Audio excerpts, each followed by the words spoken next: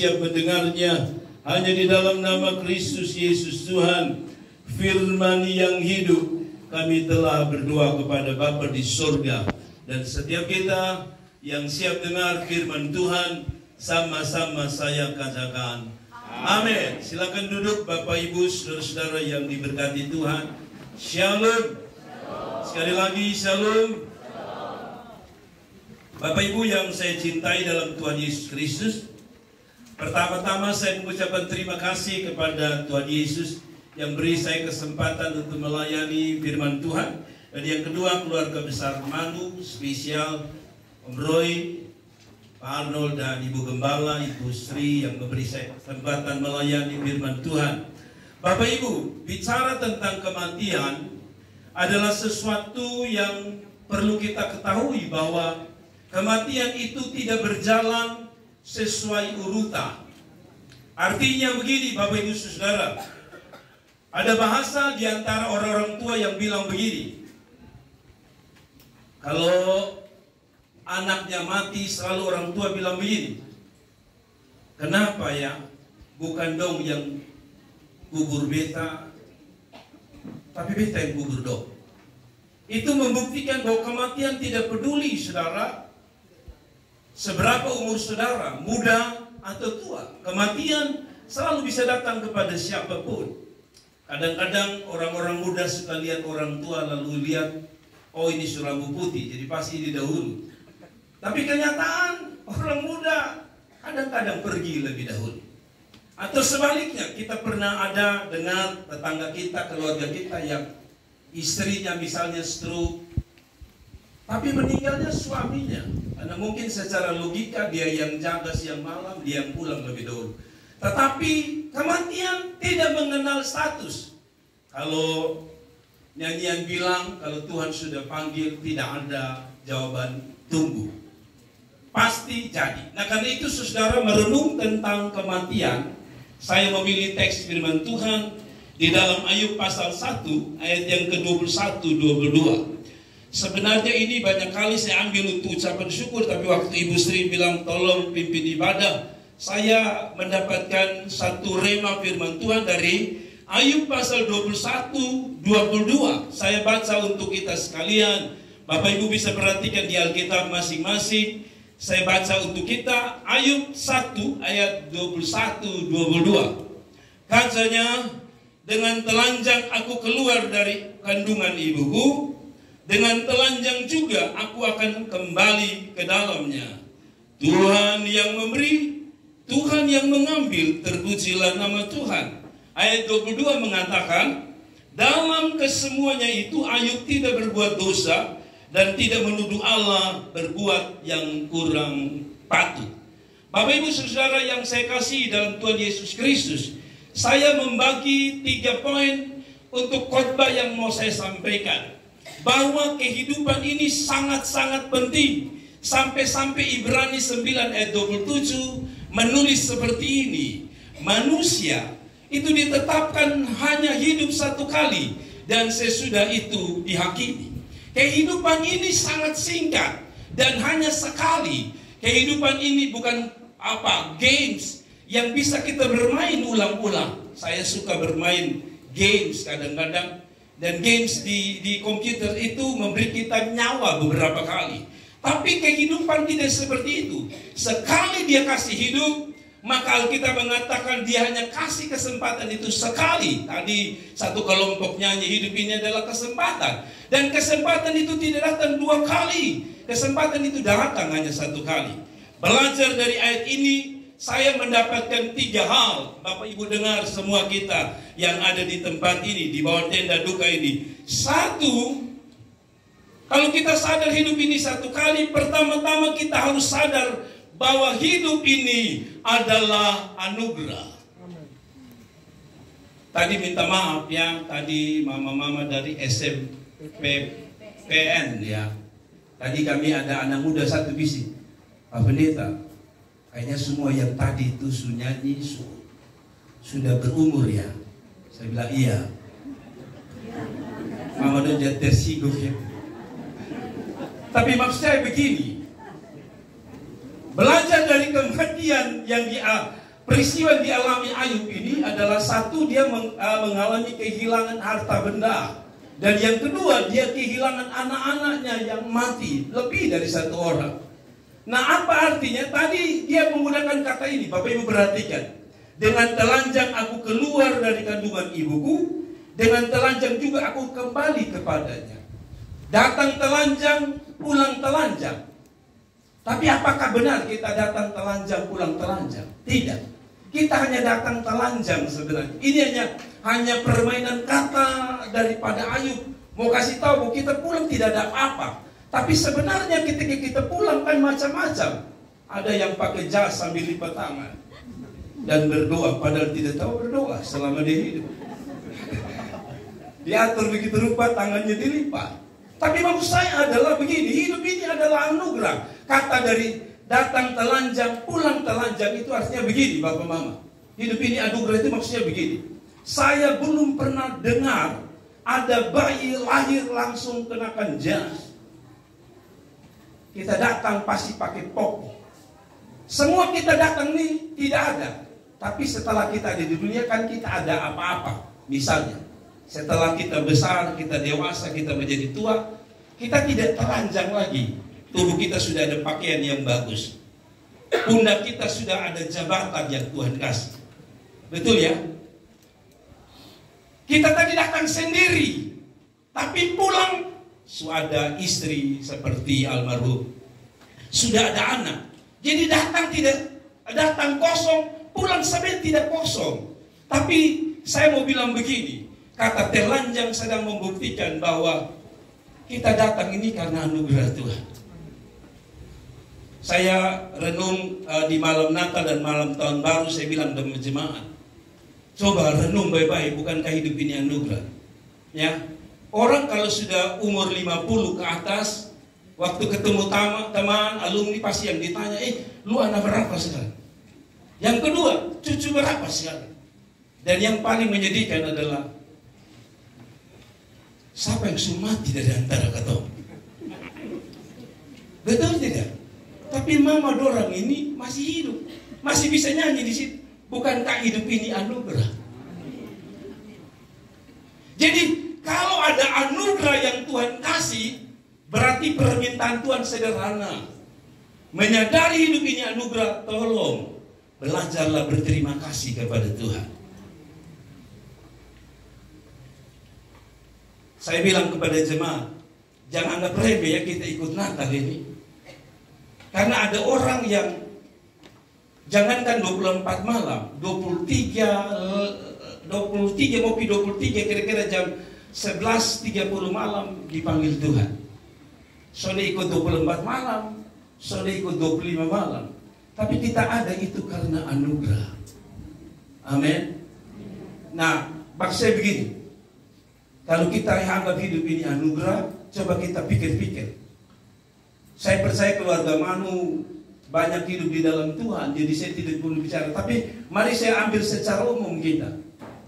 Kita mulai dari orang tua kita. Ada orang punya oma sudah tidak ada.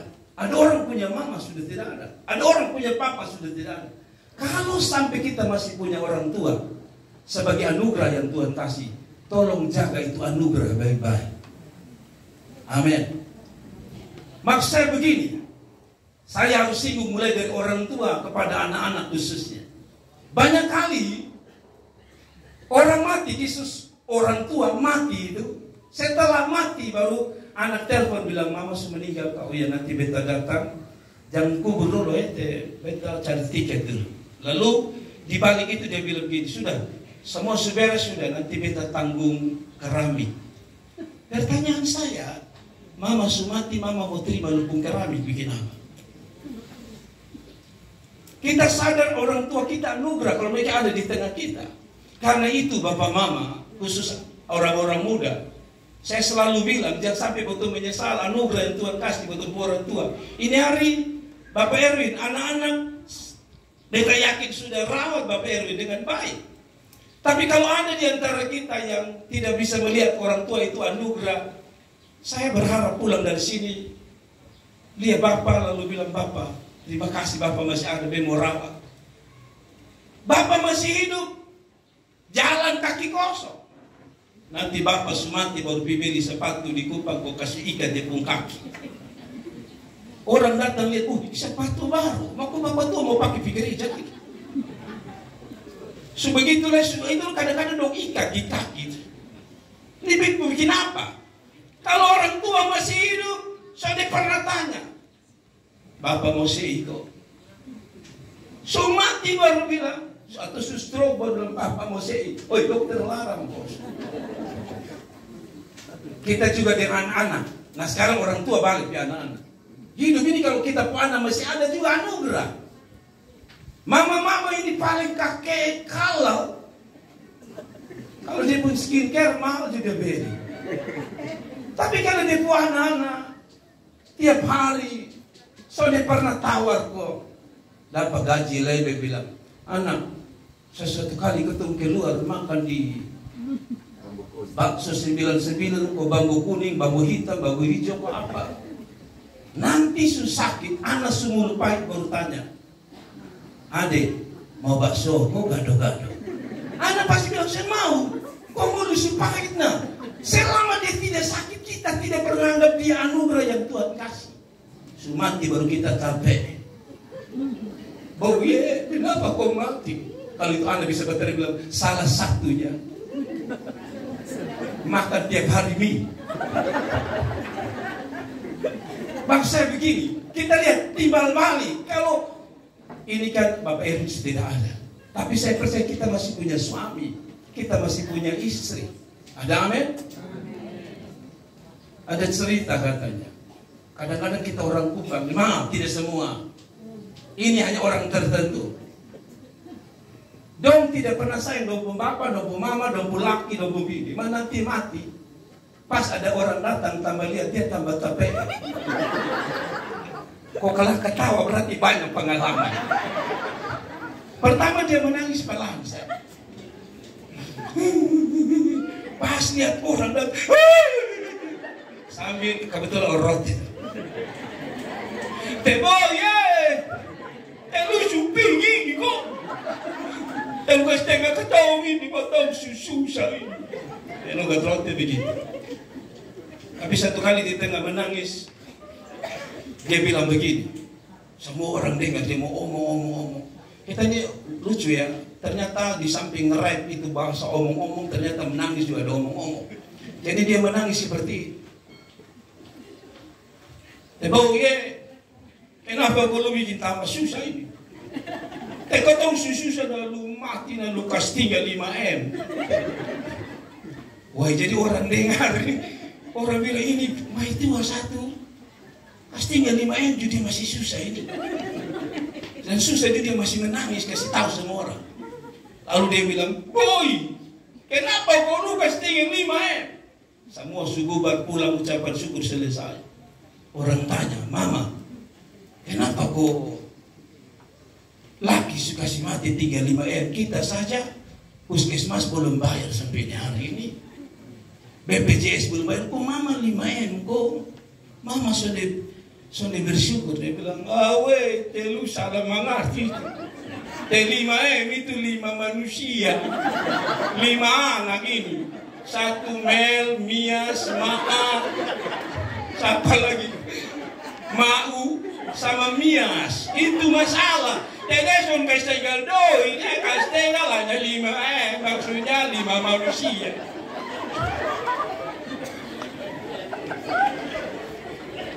Nah saudara-saudaraku yang diberkati Tuhan, Bapak dorang ya, tolong kau tabung-tabung sehingga kalau mati ketinggal minimal ada BPJS ketenaga kerjaan. Supaya kalau mati anak masih ambil 40 juta sedikit. Ini semua lekas tinggal utang berdosa besar. Ada amin? Jadi tolong ya kalau pulang lihat suami itu, kadang-kadang ada mama-mama juga kutuk bapak. Dulu masih muda panggil bapak tua, boy, boy. Tapi setelah tua gigi mulai ompong dia panggil, woi ompong. Tuhan itu bukan hargai anugerah.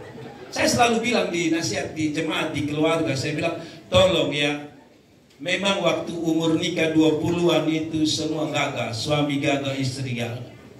Tapi kalau semua umur 40, 50, 60 itu kasihan. Yang tadi kalau ketawa itu seperti orang ketawa di pasar Obat tempat saya tinggal. Hahaha, begitu.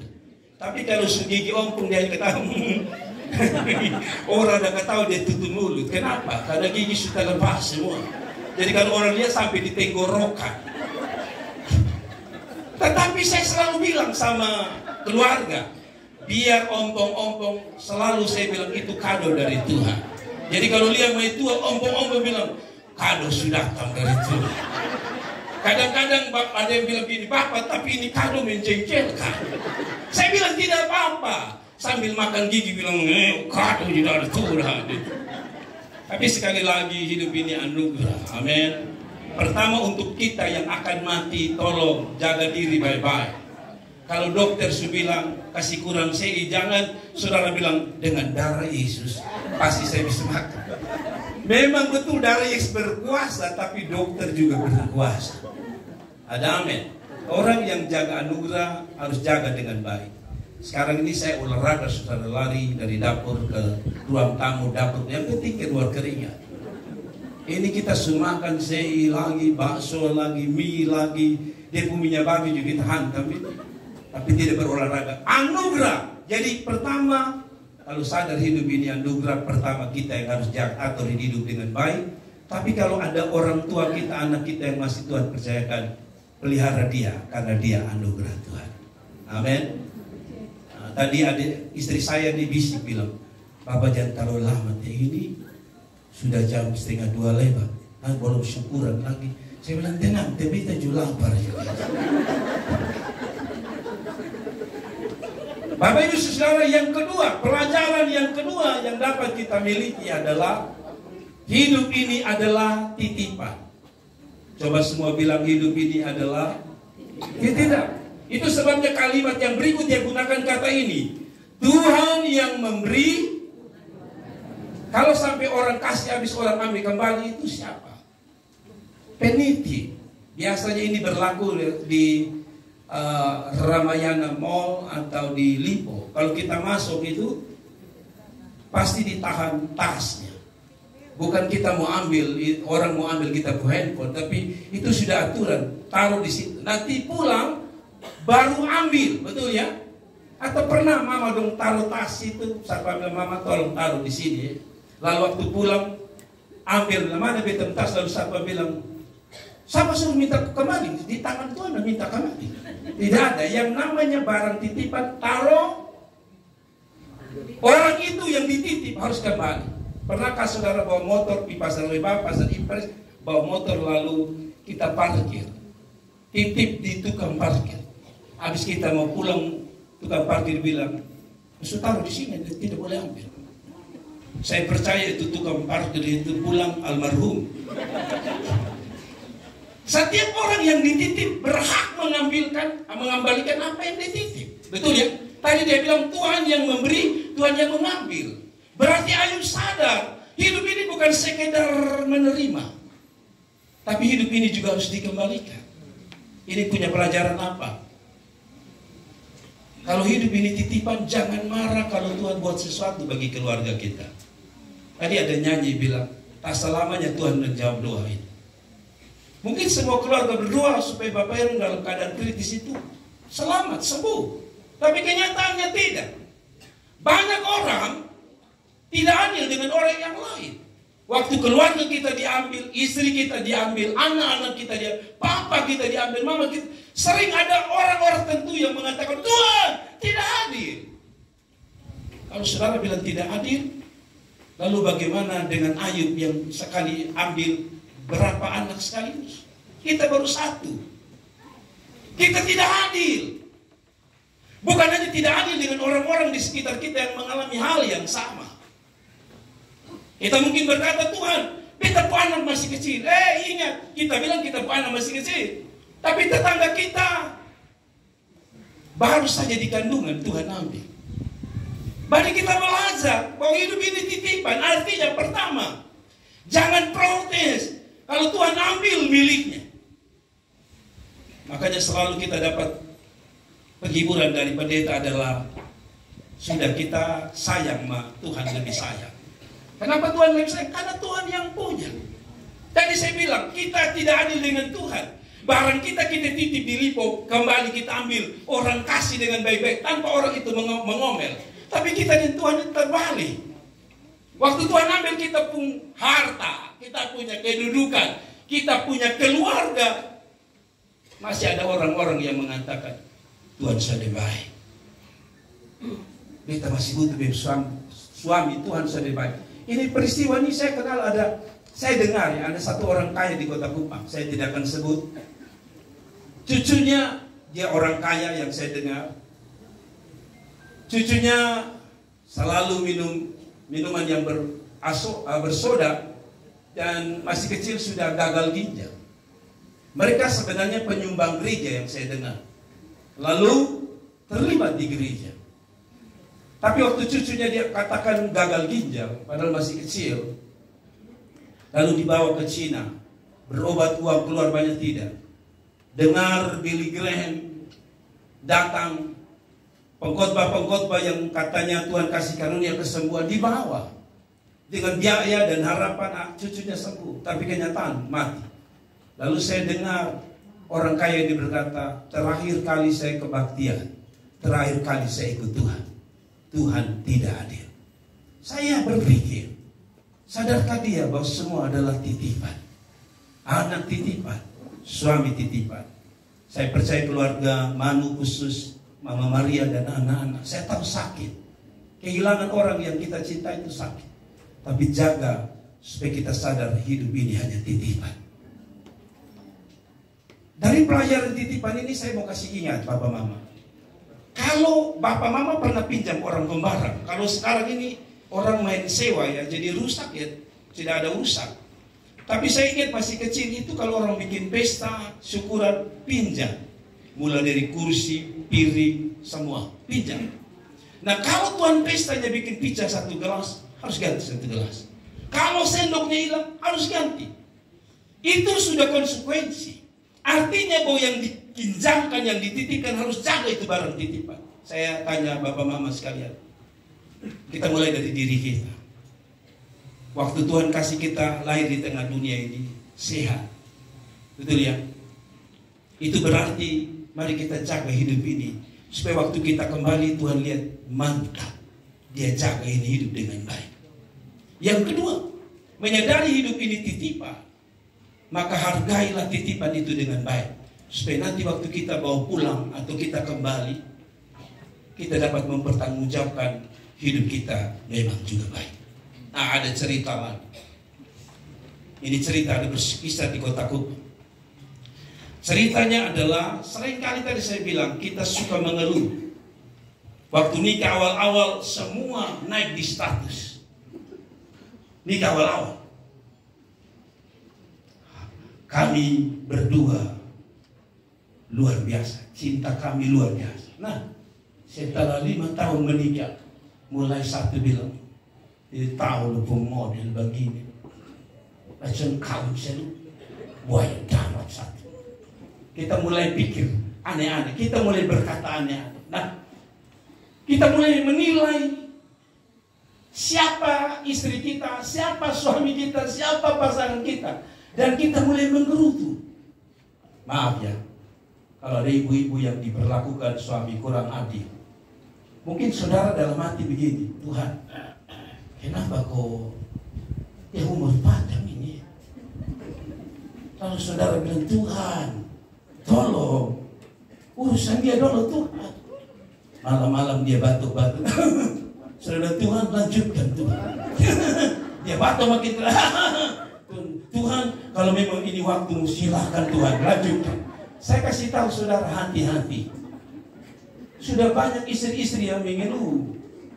Dulu dia marah, dulu dia mengeluh. Nanti setelah laki pulang baru dia bilang gini, dulu itu laki kalau ada, soalnya ada berani ganggu beta. Dong hormat beta. Laki susahnya ada ini.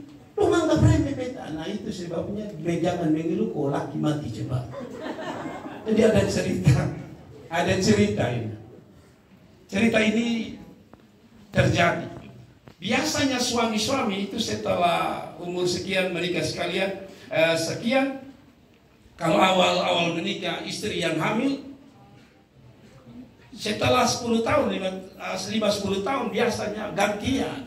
Istri sudah perusahaan tutup alias tidak mau hamil lagi, laki yang hamil alias perlu besar.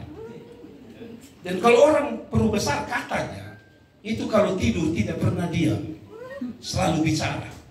Maksudnya Bapak, selalu ngorok. Betul ya? Orang kalau tidur itu ngorok. Ada bini-bini yang selalu bilang, Bapak, pelan sedikit. Masalah dia ada tidur, dia mau pelan dari mana? Kalau dia sugas itu ya, biarkan dia gas. Ada orang-orang itu katanya, ngorok itu ada jenis-jenis. Ada ngorok yang sesuai pujian penyembahan yang nadanya lembut. Itu artinya nada penyembahan. Tapi ada yang kayak MotoGP, di track belok. Itu belok itu, jadi enggak saya turun. Tapi ada yang pas di track lurus.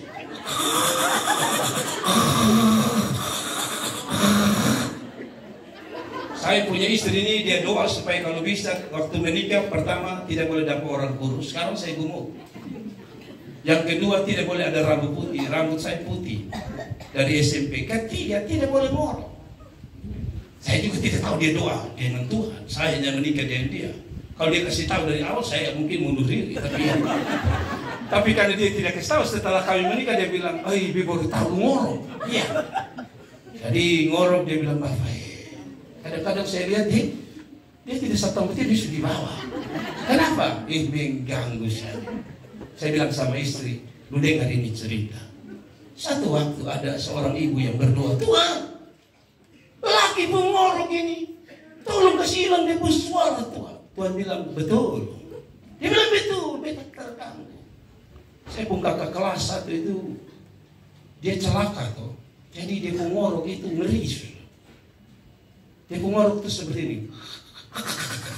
Sampai badan itu terangkat. Saya bisa bayangkan dia pembini itu darah rendah. Dia bisa tidur. Tapi saya bilang sama istri saya bilang, lu dengar ini cerita. Kalau ada suami yang ngorok, mama tidak bisa tidur, akibatnya darah rendah. Itu akibat pola pikir. Saya bilang dengan jemaat, saya bilang dengan istri saya, dan saya bilang di mana-mana kalau saya khotbah orang mati, saya bilang ini. Kalau lu laki ngorok, tolong jangan berdoa bilang Tuhan kasih hilang dia suara. Karena satu kali ibu bilang begitu, Tuhan kasih hilang dia suara. Dia bilang, lu mau? Boleh. Ya. Dia doa Tuhan biasa. Jadi saya selalu bilang begini, untuk bisa menikmati suami pengorok itu, khusus kami orang karismatik Pentakosta ini, saya bilang seperti tadi ada jenis-jenis, itu juga ada jenis-jenis rohani. Jadi kalau tadi bilang, oh itu Tuhan, engkau baik. Tapi kalau dia itu artinya Tuhan engkau dahsyat, luar biasa. Kalau dia itu bilang, Tuhan engkau terlalu baik, supaya lu bisa tidur. Tapi sudah dinasihat pendeta juga, ini ibu tidak mau dengar. Lalu satu waktu tiba-tiba suami pengorok hilang. Dia menangis. Tuhan, kenapa Tuhan ambil dia punya suara? Ternyata saudara-saudara, Tuhan bukan hanya ambil dia punya suara, suami punya suara ngorok, ambil satu kali dia punya orang, alias mati. Lalu ibu itu berkata begini, Tuhan dia tahu begitu biasa dia ngorok, dia masih di samping. Kalau dia punya suara sudah hilang sekaligus dia nabe tahu nabe sen omong. Jadi saya kasih tahu kalau ada mama-mama yang terganggu di sini, dia suami bilang, Bapak, besok malam lu gas, beta tidur, kan besok mau lu kehilangan dua-dua satu kali. Mungkin saudara ketawa, tetapi itu hanya salah satu contoh dari kelemahan pasangan hidup kita. Dalam mengeluh hati-hati, kadang-kadang kita mengeluh, sering orang bilang hati-hati. Kalau Tuhan dengar satu kali, Tuhan ambil saudara menangis pun sudah terlambat. Titipan itu sudah diambil Tuhan. Kalau kita masih dititip, jaga baik-baik dia. Ada amin? Ini bukan jaga jodoh orang, ini jaga kita pun jodoh langsung. Kita jaga orang pun jodoh saja, bawa bakso, bawa supermi, bawa semua. Apalagi kita pun jodoh yang Tuhan suka kasih diberkati di gereja. Ada amin? Yang terakhir, lalu kita berdoa. Yang terakhir, kenapa kok ada orang yang muka asam dengan saya bilang ini yang terakhir? Kan di gereja saya itu ada saya pun jemaat satu paling unik. Kalau saya khotbah terlalu lama dia batuk, padahal dari awal tidak batuk. Saya bilang, Bapak tenang, saya mau berhenti Bapak. Jadi saya lihat ada mama ada lihat muka saya sambil lihat saya. Siapa ini? Mama tenang, saya mau berhenti. Yang terakhir, kata kalimat yang indah adalah dia bilang begini, Bapak Ibu, coba lihat Ayub tadi. Dia bilang begini, dalam kesemuanya itu Ayub tidak berbuat dosa dengan bibir mulutnya. Apa artinya? Bapak Mama, setiap kita orang berdosa. Yang setuju katakan amin. Tetapi kalau sudah lihat, maaf, orang meninggal begini, belajar dari Ayub. Ayub itu sadar hidup ini anugerah, makanya dia jaga baik-baik hidup ini titipan. Lalu yang ketiga, pesan terakhir, kalau hidup ini anugerah, hidup ini titipan. Yang terakhir, tolong, kalau kita sudah lama di dalam dosa, pesan saya sebagai seorang hamba Tuhan, berhenti sudah. Ayub bilang, jangan buat dosa. Jangankan lewat tindakan, dia mulut sah. Harusnya Ayub punya dasar untuk berkata, Tuhan tidak adil, dan dia berdosa sebenarnya waktu bilang Tuhan tidak adil. Tapi dia jaga. Apa artinya Bapak Mama? Kita orang berdosa. Tapi cukup sudah. Setelah kita dengar khotbah saya hari ini, pulang dan bilang, Tuhan, beta mau stop sudah. Beta mau sayang Tuhan. Ada amin. Saya mau sayang Tuhan, saya mau berubah. Saya tidak, dulu saya berdosa. Dulu saya terkenal orang berdosa. Tapi sekarang saya mau berhenti dari dosa. Saudara-saudara, saya selalu bilang, hidup ini bukan bicara tentang berapa besar dosa saudara, tetapi berbicara tentang adakah kita mengakui bahwa kita berdosa. Waktu Adam dan Hawa jatuh dalam dosa, perhatikan, Tuhan tidak tanya dia pun dosa apa. Tuhan tanya, di manakah kalian? Sebenarnya Tuhan tidak peduli seberapa besar saudara. Tapi pertama, dia mau tahu di mana letak kita. Dan sayang, kata kita, Adam dan Hawa bersembunyi. Belajar sebagai contoh terakhir adalah dua penjahat di samping kiri kanan Yesus. Mereka sebenarnya juga penjahat. Yang kata banyak teolog, penjahat paling kelas kakak. Tapi menjelang kematian, Bapak Ibu tahu, satu masih keras, satu buka hati. Satu yang buka hati itu walaupun dia sudah tinggal mau mati, tapi dia sadar. Dia bilang, saya selama di dalam dosa, hari ini saya mau bertobat, saya mau serahkan diri pada. Lalu Tuhan bilang, hari ini juga engkau dengan aku di Firdaus. Bapak Mama, kita ini sudah semua menjalan kematian semua ini. Dari mana saya tahu? Tadi saya bilang, kalau kita berkata umur manusia itu berapa ya? 70, setelah itu 80, tapi artinya kalau kita pakai 80, saya baru 51 tahun ini. Itu berarti tinggal beberapa tahun lagi saya mendekati dengan kematian. Ada yang mengatakan, oh saya masih kuat. Tapi saya kasih tahu, kalau salib, orang yang disalib di samping Yesus, dia tahu, dia akan mati. Dia tahu, karena disalib pada zaman itu pasti mati. Lalu bagaimana kita tahu bahwa kita sedang menuju dekat kematian? Saya selalu bilang, dulu waktu jalan itu, bangun dari tempat duduk, bangun langsung berdiri, langsung jalan. Sekarang kita membangun tanda kita maaf. Kita sudah ke kematian itu, kita mau bangun, kita bilang, cucu mana? Pegang omong pun tangan dulu baru berdiri. Itu tanda. Dulu kita jalan mau Kalapa 5, Oeba, Tarus, Oeba, jalan santai. Sekarang baru jalan, Mama harus bilang begini. Kenapa ya? Berlutut kekematan hari-hari ini. Tanda sirine berbunyi, saya bilang, tinggal sedikit lagi. Kalau dokter bilang, mama pungkole sunai, itu tanda bahwa sedikit lagi. Masalahnya bukan di kole. Kole itu maksudnya kolesterol. Masalahnya bukan lutut sakit. Bagi saya itu sinyal kehidupan kita tinggal sebentar. Permintaan Tuhan sederhana. Lepas itu dan bilang, Tuhan, beta orang berdosa, ampuni beta. Supaya sisa hidup ini saya gunakan, hidup adalah kesempatan. Tuhan memberkati. Shalom. Mari kita tunduk kepala kita berdoa. Mari kita tunduk kepala kita berdoa. Sebelum kita berdoa, saya mau supaya Bapak Ibu Saudara sekalian mengerti ini dan kita mau berdoa. Tapi saya mau kita berdoa. Bapak, Engkau lihat tangan-tangan kami, Engkau lihat hidup kami. Kalau kami dapati kurang menghargai anugerah, kurang menghargai titipan, kurang menghargai segalanya, maka hamba minta Tuhan tolong ampuni kami. Kalau kami selalu kurang sadar bahwa hidup ini adalah kesempatan yang sebentar lagi akan berakhir, Tuhan ingatkan kami pada poin ketiga bahwa hidup ini sebentar. Tuhan tolong biar kami pulang sebagai orang-orang yang sadar bahwa hidup ini adalah anugerah yang harus dipertanggungjawabkan kepada Tuhan. Dalam nama Tuhan Yesus kami berdoa. Amin. Saya minta maaf Bapak Mama ya, terlalu semangat sampai saya lupa bahwa sebenarnya keluarga yang menyanyi dahulu. Dan saya pikir kita kasih kesempatan karena inilah orang-orang yang mencintai Bapak Erwin dari dalam keluarga sendiri. Saya beri kesempatan kepada keluarga, kiranya Tuhan berkati. Shalom.